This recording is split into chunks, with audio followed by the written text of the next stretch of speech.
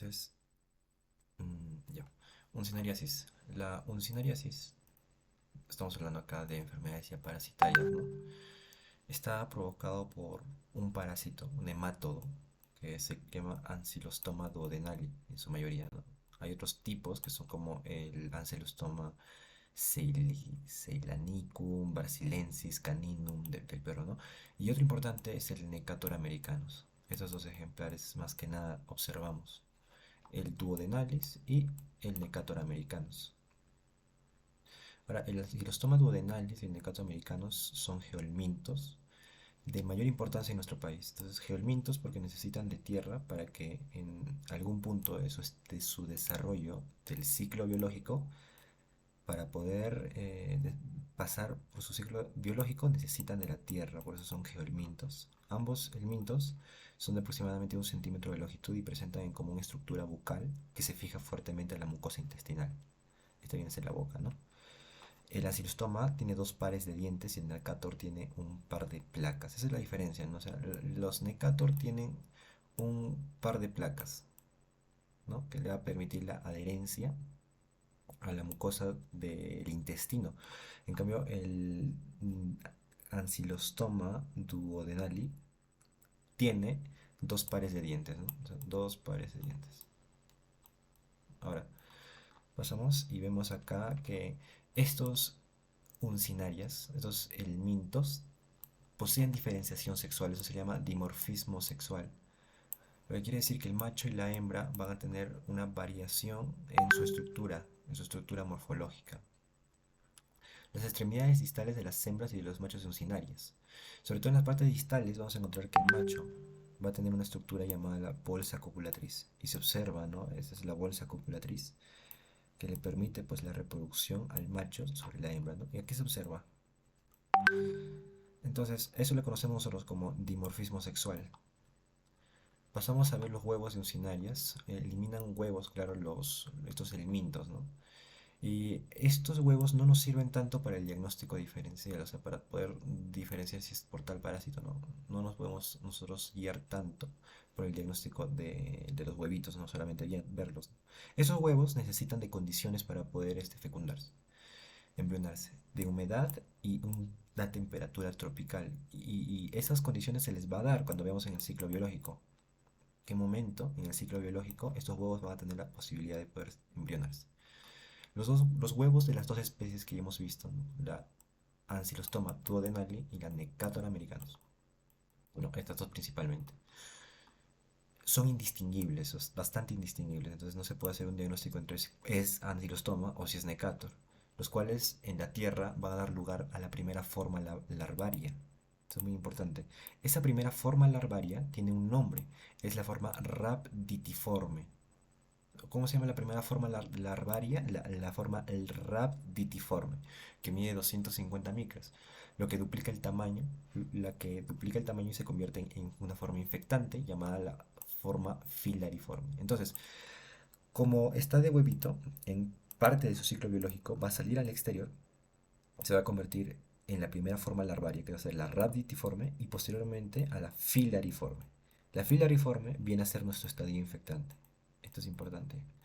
La filariforme, estadio infectante, puede infectar. La rhabditiforme únicamente es nuestra primera forma larvaria. A ver, lo voy a escribir. Primera forma larvaria. Después de que el huevito sale también. Y lo importante, ¿no? Es decir que pues entre el Ancylostoma duodenalis y el Necator americanus, sus huevitos son indistinguibles. La infección mixta por nematodes, ¿no? Es común encontrar multiparasitismo en personas de la selva, sí, es común. Estos parásitos que nosotros estamos estudiando se caracterizan por hacer el ciclo de los. El ciclo de los es un ciclo que lo observamos aquí en este ciclo biológico, donde la principal característica, en resumen, es que puede provocar el síndrome de Loeffler. Es cuando los parásitos durante todo su ciclo biológico que pasan a través de los órganos, llegan hacia la parte orofaringe y vuelven a ser tragados y llegan hacia su destino final, que es el intestino delgado. Durante todo ese proceso, cuando pasan por los órganos, pueden quedarse en los pulmones y eso lo conocemos nosotros como el síndrome de Loeffler. El síndrome de Loeffler es simplemente neumonitis. O sea, neumonitis. Entonces, acá tenemos ejemplares de parásitos que hacen ciclo de los, ¿no? Como las Ancylostoma duodenalis. Acá tenemos el Ascaris lumbricoides y las Trichuris trichuria. Algunos consideran que las Trichuris trichulan no hacen ciclo de los porque estos no requieren de la tierra para su ciclo de vida. Consideraciones simples, simplemente. Ahora, diferenciación entre Necator americanos y Ancylostoma duodenale, lo que estamos nosotros únicamente viendo en esta clase, en este repaso. Las Ancylostoma duodenales y Necator americanos. Lo importante es lo siguiente. La primera parte, la primera columna nos menciona pues morfología, ¿no? Que el Necator americanos tiene dos pares de placas cortantes con las cuales se adhiere y en cambio los Ancylostoma duodenales tienen dos pares de dientes afilados, lo que se mencionó, ¿no? ¿Quiénes tienen dientes? Hay dos pares de dientes, Ancylostoma duodenales. ¿Quién tiene dos placas cortantes? Neocator americanos. Simplemente la primera columna nos da a entender morfología. Lo importante es esto, que el Necator americanos penetra únicamente por piel. Va a entrar por la piel. ¿Ok? Entonces, el Ancylostoma duodenale, la diferencia, aparte de que puede entrar por la piel, puede entrar por vía oral. Y en caso de que sea por vía oral el ingreso del ancistoma duodenales, ya no hace el ciclo de los, porque de la parte del ingreso por vía oral, que es un ingreso gastroentérico, llega al sistema digestivo, pasa al intestino y ya se queda. No necesita hacer un ciclo de los. El ciclo de los puede ser en caso cuando ingresa por la piel, porque para que de la piel llegue hasta el intestino, tiene que ser todo un ciclo, pasando por varios órganos y a la final desencadenando en el intestino delgado. Entonces, ¿qué más? El Necator americanos necesariamente pasa por el pulmón, ¿no? Y en caso de que se quede en el pulmón y haga neumonitis, ese es el síndrome de Loeffler. El ancilostoma duodenalis no necesita pasar necesariamente por el pulmón, porque si es de ingreso oral, ¿no? Pues de vía oral, directamente pasa al intestino delgado, no necesita pasar por el pulmón, porque el ciclo de los pasa por el pulmón, pasa por varios órganos con la finalidad de llegar al intestino delgado. Y si se queda en el pulmón, síndrome de Loeffler, ¿no? Entonces, una vez que se encuentra el parásito en su lugar ya donde quiere estar, que es el intestino delgado, genera lesiones ulcerativas allí. O sea, va a generar ulceraciones en el epitelio de la mucosa intestinal mediante la succión. Y estas lesiones que provoca puede producir pérdidas sanguíneas de 0.3 a 0.25 milímetros para el Necator americanos y de 0.1 a 0.5 milímetros para el Ancylostomos. Entonces nosotros acá podemos estar diferenciando una cosa más, que el Ancylostomos duodenalis hace perder más sangre que el Necator americanus. Porque un paciente parasitado con Necator americanus puede perder hasta 8 mililitros de sangre por día. O sea, hasta 8, hasta ese punto nomás de sangre, ¿no? En cambio, los Ancylostoma duodenales ya vienen a ser los más peligrosos, ¿no? Porque pueden hacernos perder hasta 60 mililitros de sangre por día. Entonces acá subrayamos a Ancylostomos duodenalis como nuestro parásito más peligroso. Acá igual lo vamos a poner una P de más peligroso. Porque en comparación del Necator americanos, diariamente nos puede hacer perder hasta 60 mililitros de sangre por día, ¿no? En cambio el otro, el Necator americanos, máximo hasta 8 mililitros de sangre por día. Entonces llevamos viendo diferencias, ¿no? Entre el Necator y el Ancylostoma duodenalis. El Necator presenta dos placas cortantes, con lo cual se adhiere. Presenta solamente un ingreso al organismo del hospedador solamente por piel. En cambio, las ancilostomas, y bueno, también que dice el Necator americanos, necesariamente va a pasar por el pulmón porque como pasa por piel, tiene que hacer el ciclo de los, pasando por diferentes órganos para llegar al final del intestino delgado. En cambio, los ancilostomas duodenales tienen dos pares de dientes afilados, pueden ingresar tanto por la piel y por vía oral. En caso de que se ingrese por vía oral, ya no es necesario hacer el ciclo de los, pasa directamente al intestino delgado. Entonces, por eso mencionamos que no necesariamente va a pasar por el pulmón, en caso de que haya ingresado por la vía oral. Pero si es por la piel, va a pasar por el pulmón, ¿no? Tiene que hacer el ciclo de los. Entonces, acá se menciona el ciclo aquí sencillo, ¿no? Los huevos del parásito son eliminados a través de las heces. O sea, los huevos, que recordemos que son indistinguibles tanto para Necator americanos y Ancylostoma duodenales, son indistinguibles, salen al exterior porque necesitan de temperatura adecuada y necesitan también, necesita temperatura adecuada y también necesita una condición de humedad. Entonces, sale al exterior, obtiene la temperatura adecuada, la humedad, y estos huevitos pasan a ser la primera forma, ¿no? De larvaria, que es la rabitiforme. Después pasa a la forma infectante, que es la filialiforme. Esa es la secuencia, ¿no? Y a la filialiforme viene a ser nuestra forma infectante que puede ingresar al organismo. Ahora, dependiendo si es Necator americanos, bueno, si los toma duodenales, puede ingresar a nuestro organismo por diferentes vías, ¿no? Pero ambas comparten la vía en común que es por la piel. Entonces, hablemos de que este parásito, en su forma filariforme, forma infectante, ingresa por la piel. O sea, hay personas que caminan descalzas en la selva, ¿no? Y por el lugar donde van a ingresar va a ser por la piel de los pies, que a veces van descalzos, ¿no? Entonces ingresan, penetran las larvas, la piel, y después de penetrar la piel, las larvas llevan hacia el corazón, a los pulmones, a través de la sangre, hasta instalarse al intestino delgado. Entonces, pasan por la piel, llegan por los órganos, llegan a los pulmones, llegan al corazón, suben por la tráquea, suben, pasan la epiglotis y cuando están en la faringe, el paciente traga el parásito. Entonces, del conducto que conducía hacia la zona pues, pulmonar, pasa hacia la zona gástrica. Entonces vuelve, pasa por el esófago, llega al estómago, llega al intestino delgado y allí se queda. Y ahí va a hacer una reproducción nuevamente para formar huevitos y que nuevamente salgan por el intestino grueso, por heces y cumplan un nuevo ciclo. Pero la característica es que todo este ciclo de los que pasa por pulmones, corazón, y que nuevamente es tragado y pasa al final por el intestino delgado, hay la posibilidad de que el parásito, este es filariforme, ¿no? Se quede en los pulmones. O sea, si queda en los pulmones, síndrome de Loeffler, neumonitis. Síndrome de Loeffler. ¿Okay? Eso es cuando se queda en el intestino, en el pulmón. Entonces, estamos en el intestino delgado, ¿no? En el intestino delgado tenemos parásitos ya que han hecho su dimorfismo sexual. Entonces tenemos propiamente distinguibles parásitos machos y otros parásitos hembras. El macho eh, con su estructura de reproducción que habíamos mencionado que se llama bolsa copulatriz, ¿no? ¿Ya? Entonces, ¿qué pasa? Ambos parásitos, tanto macho y hembra, copulan, tienen una reproducción y forman huevos. Entonces los huevos pasan al intestino grueso, son excretados y mediante las heces, esos huevos salen al exterior. Entonces acá ponemos exterior. Salen al ambiente, obtienen sus condiciones que son humedad, temperatura tropical y estos huevos pasan a ser rhabditiformes. Nuestra primera fase, primera etapa de fase larvaria, ¿no? Entonces, estas rhabditiformes posteriormente se convierten en larvas filariformes. Y las larvas filariformes vienen a ser nuestro estadio infectante, porque estos pueden penetrar la piel si es que encuentran pues, un pie descalzo, ¿no? Entonces, estas larvas filariformes cuando penetran la piel producen una lesión en el lugar donde ingresan a la piel. Y esto se va a evidenciar con prurito, una reacción inflamatoria en la zona de penetración, en el pie, pues muchas veces. ¿Y qué pasa? Los parásitos muchas veces, pues, como estos parásitos pues están en la tierra, pueden estar en contacto con microorganismos, ¿no es cierto? Pero, ¿qué pasa? Estos entran con tierra, pues, ¿no? Entonces, eso es una consideración también que hay que tener, ¿no? Entonces, el parásito llega hacia el torrente sanguíneo dentro de nuestro organismo y hace su ciclo de los, pasa por pulmones, pasa por corazón. Si se queda en los pulmones, provoca síndrome de Loeffler. Eso es neumonitis. Ahora, entonces sigue subiendo por los pulmones, ¿no? El conducto de los pulmones tenemos acá la tráquea.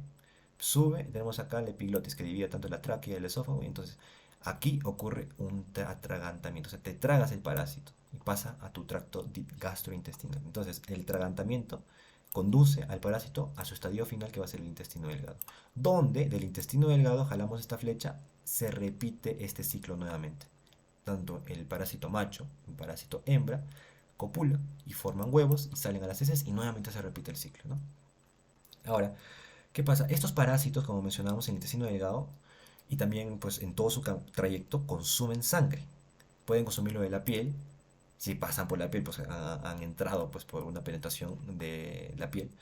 Pueden también consumir sangre del pulmón, si se quedan pues por un síndrome de Loeffler, causa neumonitis, y del intestino delgado propiamente, ¿no? Entonces, esto va a depender de cuántos parásitos hayan ingresado. Entonces, mientras más parásitos hayan ingresado a nuestro organismo, entonces peor va a ser la sintomatología, ¿no? Entonces, el tiempo de vida de estos parásitos es difícil de determinar, pero también se menciona que estos parásitos pueden vivir de 1 a 5 años.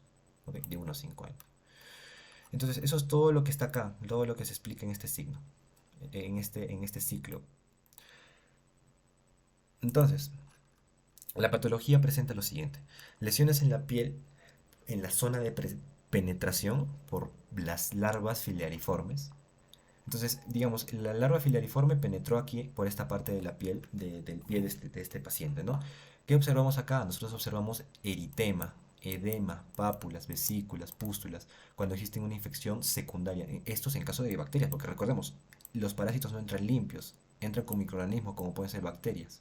Entonces, si hay bacterias, aquí vamos a evidenciar en la zona periférica a la zona de penetración, pues esto que estamos observando acá: eritemas, edemas, pápulas, vesículas, pústulas, ¿no? Entonces, cuando las larvas llegan hacia los pulmones, producen pequeñas hemorragias por ruptura de los capilares y causan una reacción inflamatoria con invasión masiva correspondiente a los focos neumónicos. Entonces, pueden provocar una neumonitis, claro, porque están produciendo ruptura de los pequeños capilares de los pulmones. Entonces eso va a producir pues la invasión de los alvéolos, ¿no? Entonces van a ser focos neumónicos, van a provocar así el síndrome de Loeffler, neumonitis, ¿no? Aquí tenemos la patología, cómo se observan los pulmones en una radiografía. ¿Qué pasa? La patología se produce una respuesta inflamatoria con proliferación de mononucleares, pequeñas hemorragias e invasión masiva, y existen focos neumónicos. Eso es importante, ¿no? Focos neumónicos. ¿Qué va a evidenciarse en idiotiosis, que digo, uncinariasis? En los pulmones, focos neumónicos. Entonces acá tenemos una radiografía del tórax, ¿no? De un paciente. Aquí tenemos cómo están sus pulmones, ¿no? Entonces acá nosotros observamos que hay neumonitis neumonitis, ¿no? Porque luego debemos observar hemoptisis, cuando una persona ya está tosiendo sangre. Entonces vemos que ya ha habido compromiso pulmonar durante su paso de este parásito por el pulmón, debido al ciclo de Los, ¿no? Entonces, se podría descartar, hacer un diagnóstico diferencial en caso de que sea bacteriano, porque esta imagen pues, se puede confundir con bacterias, ¿no? Pero en cambio, lo que nos va a dar una idea diagnóstica va a ser la epidemiología, un paciente que venga de lugares donde hay estos parásitos, sobre todo en la selva, ¿no es cierto? Entonces, si en la selva va a ser los lugares donde van a haber más afección por estos parásitos, tanto el Ancylostoma duodenales y el Decator americanos, vamos a hablar un poco sobre ¿cómo se llama? El tratamiento tradicional que tienen allá, ¿no? La gente, folclóricamente, tienen un tratamiento desparasitario mediante la leche de OG y las pepas de papaya, ¿no? Mediante el consumo de esos dos productos se desparasitan tradicionalmente, pero la cosa, a diferencia de un tratamiento farmacológico que sería más efectivo, es que este tratamiento se tiene que hacer reiterativo, tiene que hacerse varias veces, porque cuando se elimina el parásito se descompone dentro del organismo gracias a este tratamiento tradicional. En cambio, el tratamiento químico farmacológico es mucho más efectivo y eso evita la reinfección. Por eso los tratamientos tradicionales son buenos, son efectivos, matan sí a los parásitos, pero tienen una probabilidad enorme de que se pueda reinfectar, y por eso nuevamente se tiene que estar desparasitando y desparasitando las personas que se tratan así tradicionalmente. Entonces, depende de la cantidad de parásitos, se vuelve reiterando, ¿cierto? ¿Cuántos parásitos te infectas? La sintomatología puede exacerbarse. Entonces, si se exacerba, nosotros tenemos acá un compromiso pulmonar que lo podemos evidenciar con hemoptisis, tos con sangre, ¿no? Entonces, muchas veces estos hallazgos radiológicos que encontramos aquí en esta imagen de este pulmón son temporales, porque recordemos que el ciclo de los comprende pues el paso del parásito a través de los órganos, tanto el pulmón, el corazón, pero que no termina allí. Lo ideal del ciclo de los es que termine en el intestino delgado. Entonces, por eso mencionamos que es temporal, porque el paso de la larva va a provocar esto, ¿no? Va a provocar neumonitis, focos neumónicos en los pulmones. Pero en caso de que sí se quede el parásito aquí en el pulmón, que si eso puede ocurrir, ya eso es síndrome de Loeffler, ¿ok? Pero transitoriamente, temporalmente puede verse focos neumónicos en los pulmones durante el paso del parásito por allí. Entonces, el Necator americanos consume de 0.03 mililitros de sangre al día, ¿no? El ancilostoma consume 0.23 milímetros al día, ¿no? Son consideraciones distintas, ¿no? Esto creo que es en la zona gastrointestinal.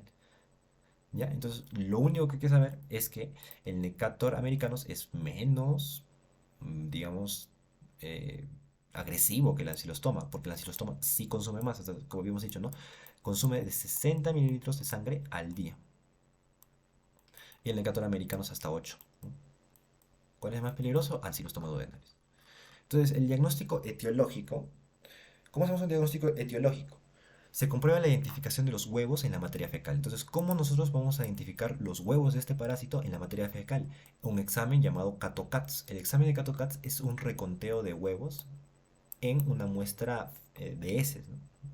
Cuya cantidad de huevos que nosotros terminamos contando va a determinar el número de parásitos y la severidad de los parásitos. Entonces, continuamos mencionando la misma relación, ¿no? Mientras más parásitos infecten, más exacerba la enfermedad, más, digamos, enfermedad, ¿no? Entonces, la etapa de migración de las larvas, durante la etapa de migración de las larvas, ¿no? Que estamos haciendo un ciclo de los, con dos o, ok, los. Durante la etapa de migración se va a ver una eosinofilia marcada, ¿no? El marcador de la eosinofilia siempre nos daba indicio de infección parasitaria, ¿no? En este caso se ve bastante marcado durante la etapa de migración de estas larvas. El examen de sangre que se puede hacer va a revelar únicamente las características que pueda tener la anemia, ¿no? Como estamos nosotros perdiendo acá sangre, pues, vamos a tener la pérdida pues también de hemoglobina, ¿no? Entonces eso se va a evidenciar en una anemia. Entonces si hacemos un examen de sangre vamos a ver, revelar las características de la anemia, vamos a ver de qué tipo es la anemia, ¿no es cierto? Entonces las manifestaciones clínicas, ya en síntesis, vienen a ser manifestaciones cutáneas, dependiendo del lugar donde haya penetrado el parásito. Ahora, ese parásito no entra solo, entra con bacterias porque está en la tierra. Entonces vamos a observar en las manifestaciones cutáneas dermatitis puriginosa en los sitios de entrada de la larva.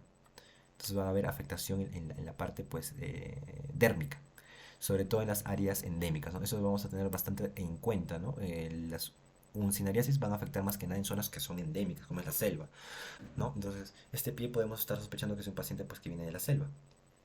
Ahora, ¿cómo es la manifestación clínica a nivel pulmonar? Se evidencia mediante tos, expectoración. Ahora, si esta expectoración tiene sangre, perdón, esta tos, perdón, tos, más que nada tos, si esta tos tiene sangre, ya es hemoptisis, ¿no es cierto? Entonces podemos estar sospechando de focos neumónicos, que pueden ser temporales si es que el parásito todavía está haciendo el ciclo de los, todavía no termina de llegar al intestino delgado. ¿Qué más encontramos? Febrícula, focos de descompensación bronconeumónica, síndrome de Loeffler, cuando ya se queda el parásito en el pulmón y hace todos sus estragos ahí durante más tiempo. Recordemos el tiempo de vida de los parásitos era de unos 5 años, ¿no? Entonces, ¿qué más? ¿Cómo es la manifestación clínica a nivel intestinal? Ya, el lugar donde el intestino, que el parásito quiere llegar. En el intestino produce dolor epigástrico, ¿no? Náuseas, pirosis. ¿Qué es pirosis? Es la acidez, como lo llamamos el reflujo gástrico, ¿no? Cuando el contenido gástrico pasa hacia el esófago. O sea, no hay un buen cierre de la válvula pildórica, si no me equivoco. No es pildórica. La válvula esofágica. ¿Ok? Entonces, la sangre, también encontramos sangre oculta en heces. Esa sangre oculta en heces también es característico, ¿ok? Entonces ya estamos viendo cómo es que la sangre que está pues siendo consumida por el parásito, parte se observa en un examen de heces. Entonces ya estamos acá viendo que el parásito ya está haciendo su patología, ¿no? Está consumiendo la sangre. ¿Y qué más vamos a observar? Diarrea. Entonces, este es un conteo de CATO-CAS, ¿no? El número de huevos, por ejemplo, tenemos 1600 huevos, hasta podemos llegar hasta 100.000 huevos en un conteo. Y entonces nosotros vamos a hacer un cálculo de parásitos que tenemos. Entonces, si nosotros contamos en 1600 huevos, una proporción tiene 50 parásitos. El estadio de la infección se considera leve. Las máximas condiciones clínicas que puede provocar, en este caso es asintomático, ¿no? Porque esta cantidad de parásitos máximo puede provocar un caso sintomático, ¿no? Ahora comparemos con el punto más grave, más alto, ¿no? Tenemos 100.000 huevos contados por prueba de CATO-CATS. Entonces, los cálculos funcionales llegan hasta 3.000 parásitos. Entonces, el estadio de infección acá lo consideramos como extremo. Entonces, puede haber bastante pérdida de sangre. Puede marcarse la anemia. Entonces, acá nosotros vamos a ver las máximas manifestaciones clínicas. Va a ser una uncinariasis grave, mortal, con anemia severa. ¿Ok? Entonces, provoca una anemia severa y el paciente puede comprometer su vida, ¿no? El método más apropiado para el conteo de huevos se vuelve a mencionar, es el CATO-CATS. El tratamiento es sencillo. Para los parásitos que estamos viendo hasta ahora, esos parásitos que son larguitos, que tienen colita, que propiamente ya parecen gusanitos, ¿no? Tenemos el mebendazol, y eso se repite mucho en otros tipos de parásitos, ¿eh? Tenemos el mebendazol, las dosis son de 100 miligramos por día durante 3 días. Tenemos el flubendazol y el praziquantel, ¿ya? Y el albendazol. Entonces, si te olvidas todos estos tres tipos de fármacos, sencillo. ¿Qué es lo que siempre te dan en campañas desparasitarias del Ministerio de Salud? Albendazol, mebendazol y praziquantel. El AMP. Hacemos otro tratamiento. Aquí para un sinariasis también aplica, ¿ok? Entonces, aquí están las mismas dosis, no creo que se pregunten las dosis. Una última cosa vamos a volver a mencionar, ¿no? Que la medicina natural es buena matando los parásitos, como habíamos visto en el consumo de la pepa de papaya, la leche de ojo, ¿no? De ojo. Es buena matando los parásitos, pero provoca una reinfección muy probable, debido a que cuando matas a los parásitos, esos parásitos se descomponen dentro del cuerpo y liberan sus desechos. Y esto puede provocar pues, una posible reinfección más adelante. En cambio, el tratamiento químico farmacológico mata enterito al parásito y esto evita la reinfección. Y así de sencillo hemos terminado todo lo que tiene que ver con un sinariasis. ¿Ok?